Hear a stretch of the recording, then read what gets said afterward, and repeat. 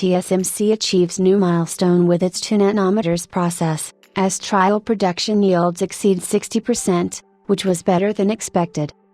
The 2 nanometers process still has a while before mass production officially kicks off, but even as TSMC prepares its 3 nanometers in 3P technology for a range of customers, yields of its succeeding node have produced results beyond expectations.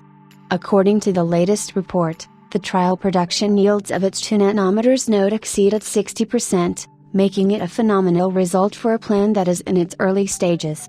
Samsung, who is reportedly developing an Exynos chipset on the second generation 2 nanometers process codenamed Ulysses, has no yield count confirmation, which pretty much puts TSMC in first place.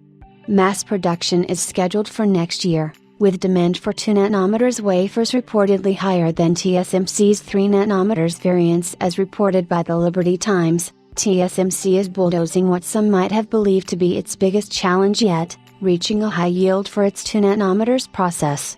Keep in mind that there is massive room for improvement, with the foundry giant possibly raising the aforementioned figure to 70% before clients like Apple, Qualcomm, MediaTek, and others start placing orders for the 2 nanometers process.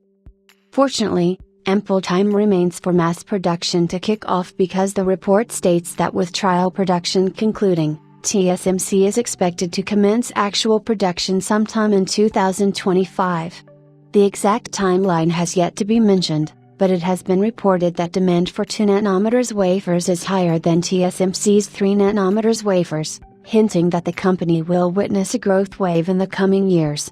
We also reported that TSMC is planning not one but 2 nanometers fabrication plants. With both facilities operational, the company could reach a monthly production count of 40,000 wafers. As for which customer will be the first to receive the initial batch of 2 nanometers shipments, Apple COO Jeff Williams made a visit to the region earlier this year, with the word on the street is that the executive wanted to ensure that the Cupertino giant becomes the first recipient of this batch. Given Apple's and TSMC's healthy relationship, it is likely that the iPhone maker's request will be entertained, but that does not mean that the iPhone 17 series will be the first to feature a 2 nanometer SoC. Analyst Ming-Chi Kuo has previously mentioned that Apple is not expected to unveil the first cutting-edge A-series silicon before 2026, which is when the iPhone 18 lineup will arrive.